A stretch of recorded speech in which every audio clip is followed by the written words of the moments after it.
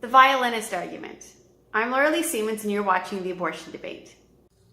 So when I'm talking to people about pro-life and I have someone come to me and they use the violinist argument, I just kind of want to walk away because I can be tempted to think that they're not taking the argument seriously.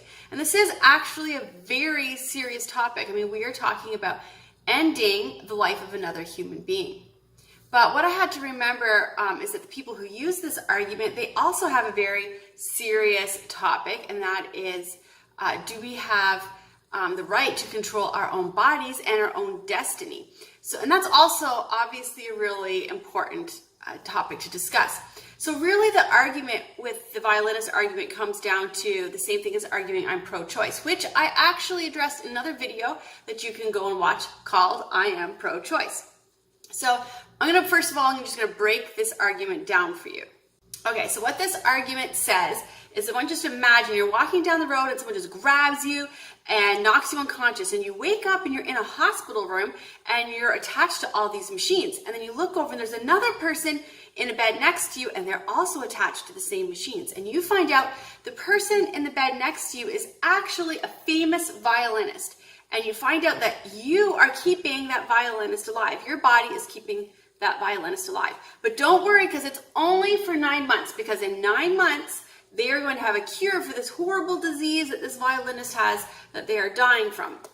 So, can the government keep you attached to this violinist for 9 months in order to keep this violinist alive?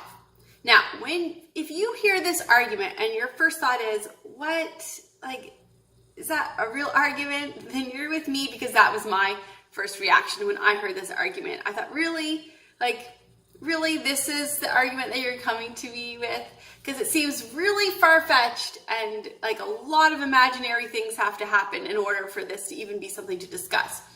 But really, when it breaks down to the violinist argument, if you put the crazy violinist story that could never ever happen aside, what it comes down to is, can the government force you to keep another human being alive by using your body? So what if we said, instead of the crazy violinist argument, what if we said, can the government force you to give part of your liver away, or can the government force you to give a lung away if that's going to keep another person alive? So I'm going to explain it to you in another way. So let's imagine my kids are out in the backyard playing and their friends in the neighborhood are over, and one of those kids comes in and says, hey, I'm hungry, can you feed me?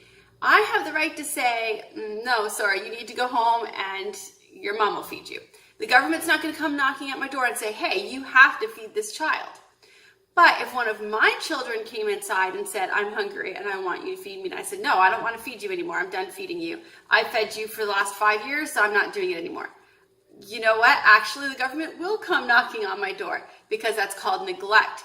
And the government sets higher standards on how they expect us to treat our own children versus how they expect us to treat just other random people out in the world.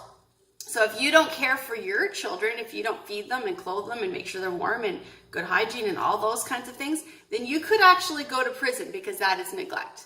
So, like I said, the government has different expectations for how we care for our own children as opposed to how we care for other people. And you will go to prison if you do not care for your own children, but you are under no obligation to care for the other children in the neighborhood. So I was watching a debate between Stephanie Gray, who, by the way, is fantastic. If you want to go and find her videos and look her up, she is great.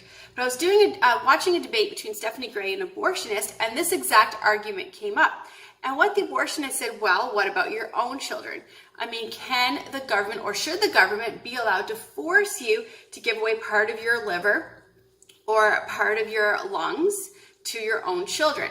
Now, first of all, I would think the government shouldn't have to force that. I mean, every parent I know, if their child was dying and there was anything at all they could do to save their child, they would do that. And so obviously I think morally that you should do that, but should the government force you to do that? And no, I don't believe that the government should force you to do that. Stephanie Gray's response was brilliant.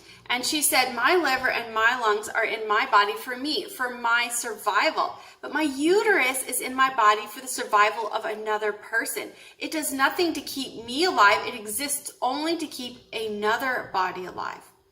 The argument, the violinist argument, when really broken down, asks the question, should we have control of our own bodies? And the answer is yes, we should have control of our own bodies. But the answer is still no, we shouldn't end the life of another human being. I'm Laura Lee Siemens, and you're watching The Abortion Debate.